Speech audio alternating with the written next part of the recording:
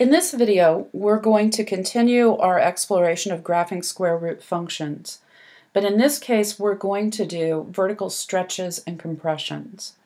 We've already shifted our square root function to the left and to the right, and now we're going to take a moment to stretch. So take a look at the square root function, y is equal to 3 times the square root of x. One of the ways I could graph this is I could put values in for x and get values out for y. For example, when x is 0, the square root of 0 is 0, and 0 times 3 is 0. And let's go ahead and put in a couple of other points. If I put 1 in for x, I get the square root of 1 is 1, and 3 times 1 is 3. Here I put in 4, the square root of 4 is 2, and 2 times 3 is 6. So I would have a point at 2, 6. And let's put in 9, the square root of 9 is 3, and 3 times 3 is 9. So I have a point at 9, 9. And if I graph this, it looks like the square root function just got really much steeper, is what some descriptions. Almost looks linear at that point, and then you get this point at 9, 9, which is way up here, and you see that what it's doing is something like that. So one of the ways I can think of this is simply as plotting points. And remember, if you're not able to draw on the parent function image very readily, this way of graphing will always work. But what I'd like to do is I'd like to start over with this problem and think of it in terms of a shifted parent function. And maybe more specifically, I should say a stretched parent function. So I'm going to begin with my parent function again.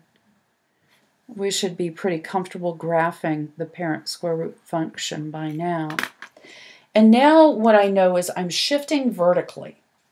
So I want to take every y value and multiply it times 3.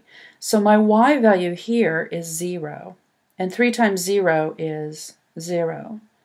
My y value here is 1, and 3 times 1 is 3.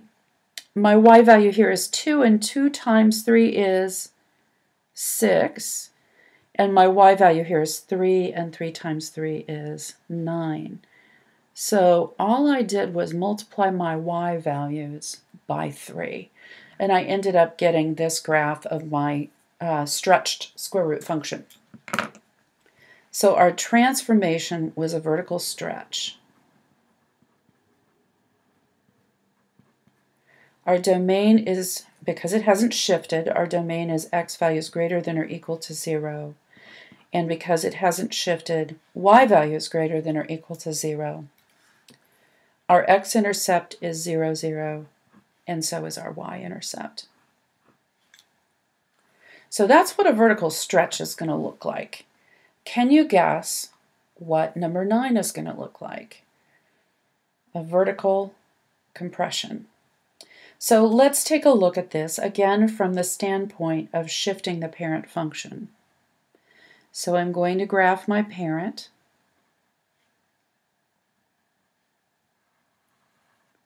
And then, because this is a vertical transformation, I'm going to multiply every y value by 1/2. Well, my y value right here is 0, and 0 times 1/2 is 0. My y value here is 1, so that becomes 1, 1/2. My y value here is 2, so that becomes 4, 1, because I'm multiplying that 2 by 1/2. My y value here is 3, and I multiply that by 1/2 and get 3/2, or 1.5. So I have a point at 9, 1.5. And notice how that simply looks like a flattened out square root function. So let's take a look at the questions here. The transformation was a vertical compression. My domain, again, because I haven't shifted, is x values that are greater than or equal to 0.